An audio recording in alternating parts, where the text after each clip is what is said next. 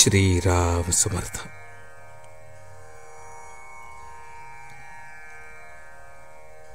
नामस्मरण व एकाग्रता.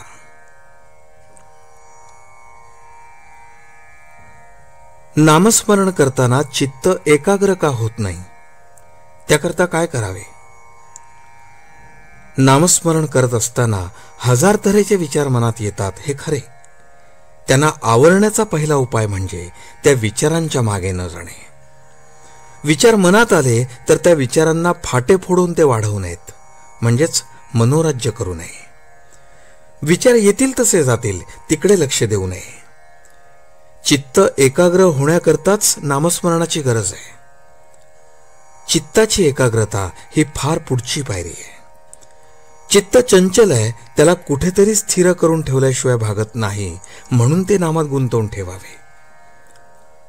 नामस्मरण करत असताना ते नाम आपल्या कानांनी ऐकावे, म्हणजे एकाग्रता व्हायला मदत होईल. एकाग्रता झाल्याशिवाय नाम घेण्यात अर्थ नाही आणि नामाशिवाय एकाग्रता होणार नाही, या संशयात न पडता साधे सोपे नाम घ्यावे, म्हणजे आपोआप एकाग्रता येईल. दुसरी गोष्ट अशी की ज्याची आपल्याला आवड असते त्यात आपल्याला एकाग्र होता येते. आपल्याला विषयाची आवड असते, म्हणून विषयाचे सेवन करताना आपण एकाग्र होतो. मग त्याचप्रमाणे विषयाच्या ऐवजी आपण परमात्म्याची आवड धरली तर त्याच्या ठिकाणीही एकाग्र होता येणार नाही का? म्हणून आज विषयाची जितकी आवड आहे तितकीच देवाच्या प्राप्तीबद्दलही आवड ठेवावी, म्हणजे आपल्याला त्याच्या ठिकाणी एकाग्र होता येईल.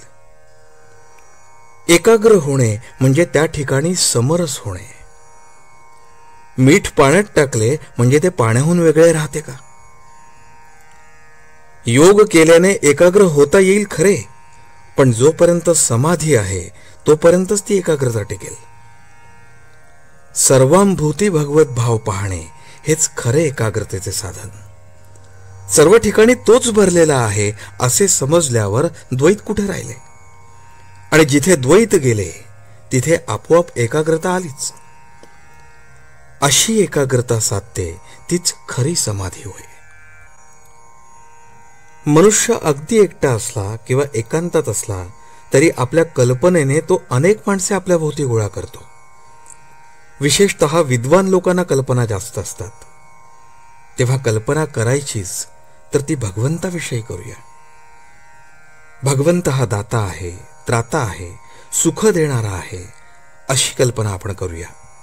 त्यातच खरे हित आहे.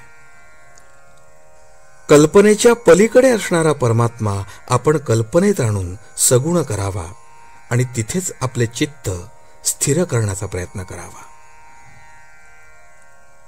आजचे बोधवचन.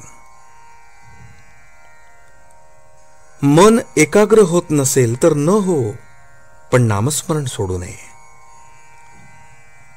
जानकी जीवन स्मरण. जय जय राम.